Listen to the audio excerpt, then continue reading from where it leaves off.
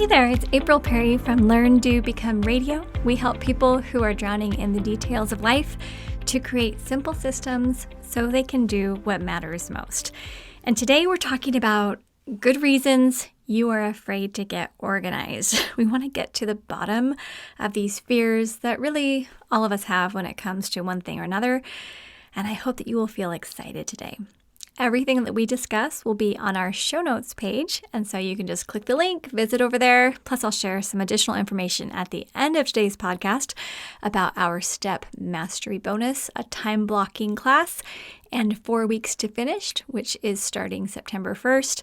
Plus, this month in August, we have lots of little microburst podcasts about 10 to 15 minutes long to help you as you're diving into a project or cleaning up or maybe going on a quick walk. And I hope that you will be really encouraged by what we share here on the show, and please share it with your friends. Okay, so it really doesn't matter how much I write or podcast or video record or go live on social media, etc. about getting organized, because if you are afraid to do it, you won't do it. So let's talk about that resistance and fear today.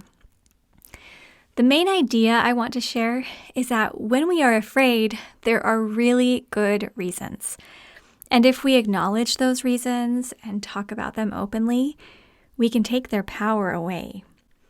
All right, so the story I want to share today is about some of my own personal fears that I had to face in order to even be here at Learn, Do, Become. And I know sometimes from the outside, it looks like what other people do is really easy. For example, I scroll through podcasts and YouTube channels and I peruse hundreds of books at the library, etc. And I'm not thinking about how scary it might be for those people to put themselves out there. I'm just thinking about my current needs and trying to figure out which resources are a fit. And I'm guessing that you're the same way. But there's something that happens when you are the person that's putting yourself out there.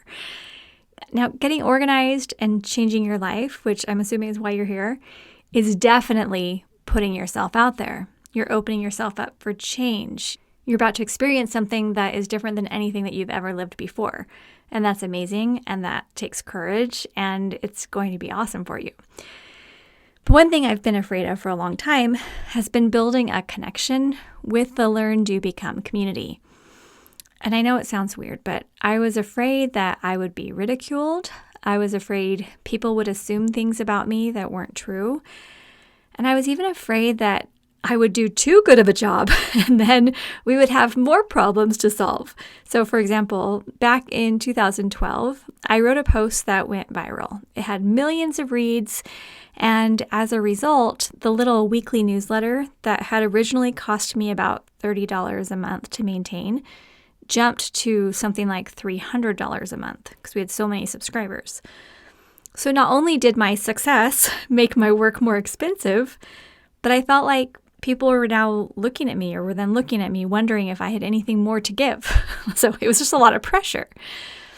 On another note, sometimes I felt afraid that the grand ideas in my mind wouldn't turn out as well as I imagined them. I think this still bothers me today. Like when I have a painting in mind, I took a watercolor class one time with Eric. It was just like a 1-hour class. And so I had in my mind what I was going to make, and then I started painting it, and it looked like something a kindergartner would have done. And I really have never watercolored since then.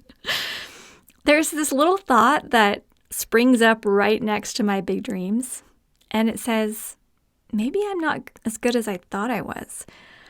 Another quick example of that, I'm not sure if I've shared this story before on the podcast, but it was one day about 15 years ago, and Eric and I joined a local gym, and I decided to swim some laps in the pool.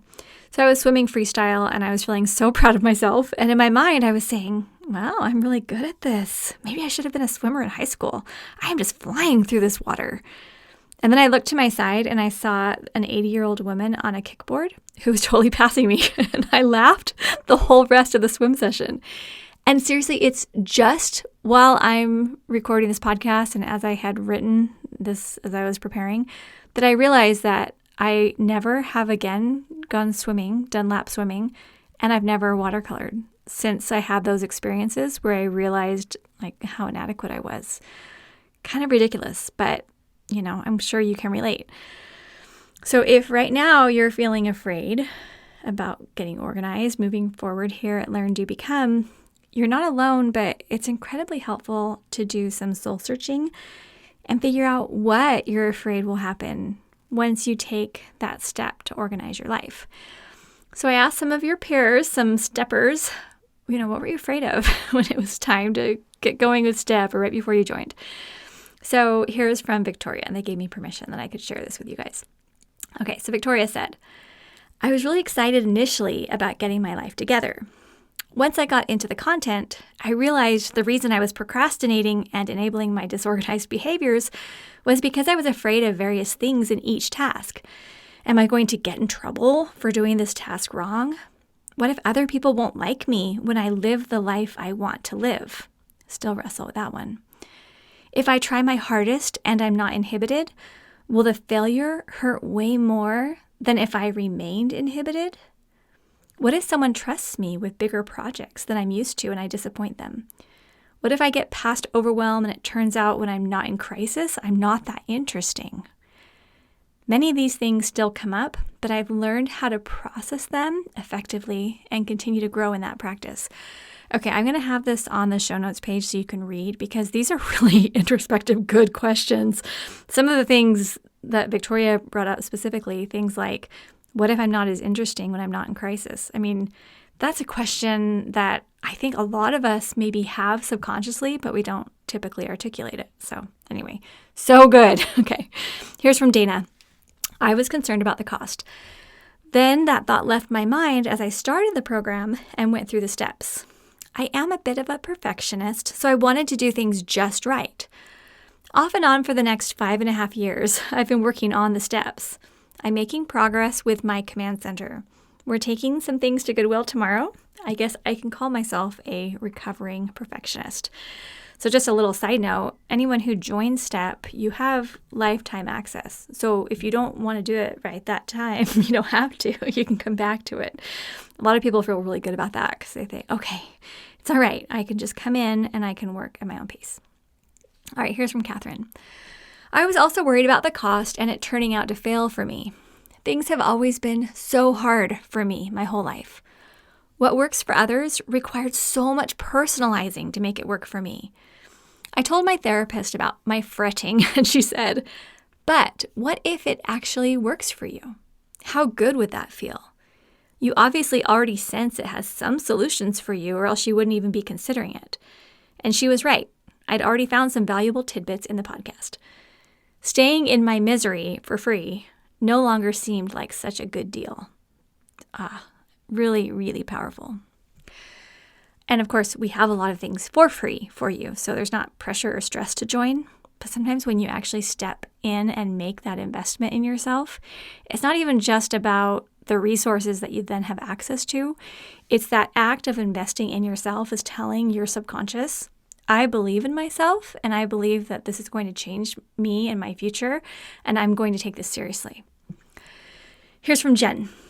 I was scared to fail, that it would end up another attempt to get organized and not work. So nothing with the program, all in my head. Oh my gosh, story of my life. I have so much in my head. There are so many things that I don't do just because I'm afraid that I'm going to fail. Christina said, I was afraid of wasting the opportunity because of my health limitations and that I learned more about it and I really wanted to upgrade to mastery, but I was so worried about the cost. Whomever I emailed with on the staff team were very encouraging, with specific examples how the program could help my situation, and they broke the financial side down into terms I could better understand and afford. I'm so glad my friend reached out to me and so glad I joined. Now, I hope it's not sounding like I'm doing a commercial for our STEP program. These are just the comments that our STEP members had left as I was asking them what they were thinking. But for anyone who is worried about a cost, I just want to emphasize that the STEP program is genuinely a vehicle to help you save, earn, and find money. You will find that when you make this investment in yourself, number one, as you start organizing your piles, you're most likely going to find like a check you didn't cash or a gift card or something you need to return or some paper that shows you need to make a phone call and you can get some kind of a adjustment made on an insurance policy or something like that. We hear it all the time. So usually your piles are holding a lot of money. Also, what it does is it gives you the ability to now create really predictable systems so that you can get projects done, which helps make you a better employee or a better entrepreneur. It helps make you someone that really follows through. So if you're trying to find a new job or you are, looking to be promoted, now you have more skills to be able to do those things. So it impacts your finances right away. I think most people aren't necessarily nervous about the money because most people literally waste money on so many things that really aren't useful and don't impact their future. I believe it's more of a belief in themselves and a belief in am I going to follow through? Anyway, just want to add that in. The Neath said, fear of not following through on something again, having a great start, even finishing it, but not sustaining long-term something again, especially after investing time and money. I think that's super common. We wonder, is this just going to be short-lived? Is this just something that I'm going to be interested in for, 2 days, 2 weeks? Or is it something that will actually change my life from here on out? That's why being part of a really strong community, I think, is essential because it keeps you motivated and keeps reminding you how powerful it can be in your life. Karen shared quite a bit, but I kept the whole thing in because I thought it would be good for you to hear what she wrote. Okay. She said, I do notice I have a fear of getting organized and even budgeting, another form of organizing, and losing weight, another form of exercising. And I have budgeted successfully 4 years ago, and it did work. And I felt so proud and so liberated and saved money. Then a year and a half ago, I bought a house and moved, and my budget has not been made with my new expenses. Why? Because my command central is covered under stuff in my office. Instead of a junk drawer, it's a junk room. Plus, I bought 2 golden doodle puppies that it's like having 2 toddlers, but I'm 69, so I should only have had 1. But I would never give one away because I love them and they need me, okay? Which I just love this background on her life. Then she said, so I'm feeling that all of the above are the same as finishing a book. I've read less than 20 books my whole life because, here's my underlying fear, if I'm loving the book and I get to the last chapter, will I be able to find another book I love as much? And another childhood myth is when my grandpa died and my mom and aunts went through his folders. I remember them all amazed at how organized his files were as if he knew he was dying. So I equate getting super organized with, I'm not ready to die. And what will I have to do if I organize all my life? So here I am, never truly fully enjoying life because I have pressure that I need to organize, and I can't have fun and enjoy myself till it's all done so I can go out and eat with friends and I don't lose weight. And also, as a child, my mom said, you can't play or read books till your chores are done. So she's like, thanks, very therapeutic. I heard myself. I just thought it was fun hearing all this stuff going on in her head, and that's what I appreciate. Is when you can actually hear what is going on in someone's head. Because sometimes you behave a certain way. I do this all the time. I behave a certain way, and then I'm thinking, why am I behaving that way? What am I doing? Why am I worried about this? Why am I afraid of that? Why am I procrastinating that? And when you can get inside your head and remember those experiences, what are those memories from my past? What is it my brain has created as some belief that's stopping me from fully enjoying life? What is it? Goodness, it's so helpful. And one last one from Jody. She says, I too was afraid of not following through, afraid that I'd have yet another unfinished notch in my belt, proof that I'm hopeless. I still create big piles throughout the day, but I'm making noticeable improvements and my mind is definitely less stressed. So anyway, just a few little thoughts from your fellow steppers and friends here at Learn to Become. But my hope in sharing these quotes is that you'll be able to crack open the door to that space inside you that may be protecting you from, quote, failure. We all have conscious and subconscious fears, but what I've learned throughout my own life and by watching and working alongside hundreds of thousands of people over the years is that when we can identify, articulate, and work with our fears, we can create space for beautiful growth that will deeply impact our lives and the lives of those around us. So your Learn to Become invitation for today. I'd love for you to take 10 to 15 minutes. Make a list of any fears you might have when it comes to getting organized and creating the calm mind and clear space you've been craving.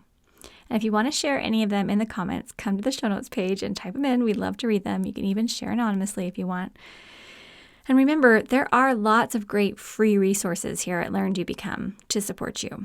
If you're not yet in our free community Facebook group, or you haven't subscribed to the YouTube channel or the podcast, go to learndobecome.com/connect. We have links to everything there. There's a lot on social media. Plus, you can, get signed up for our email that we send out once a week. We would love to involve you in that.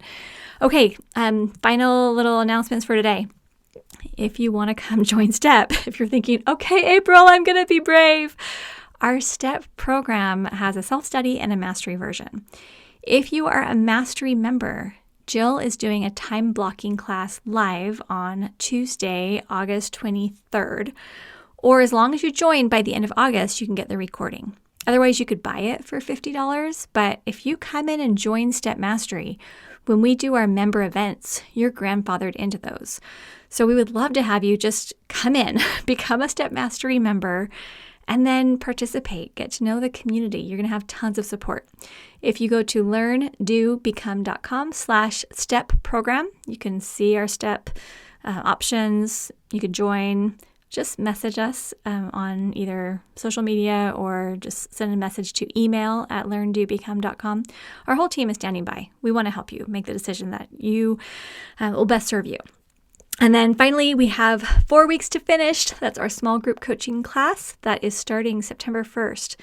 This is where you would commit to showing up 4 weeks in a row, or you can watch the recording, but we do them at 10 a.m. Pacific on Thursdays. So you have 4 classes, you have daily office hours, you have coaching by email or text. We have a smaller Facebook group for you where we're just devoted. We have a whole bunch of coaches devoted to you building that command central, feeling calm, learning how to put projects together, feeling like, okay, I've got this. And so the thing is, we just want you to know there are options for you. Tons of free stuff to help you get to know Learn, Do, Become, and build up that courage. And then some paid resources if you want formal programs, coaching, support, and help, and be part of our STEP community. We are just happy to serve you in whatever way works best. If this podcast is helpful to you, please share it with your friends. Make sure you subscribe to Learn, Do, Become Radio. You can hear all the fun stuff that we're sharing on the podcast. And hopefully we're helping you to see all the good that you have to offer the world and helping it to feel way less overwhelming so you can do the things that really do matter most. All right, sending lots of love. We'll see you soon at learndobecome.com.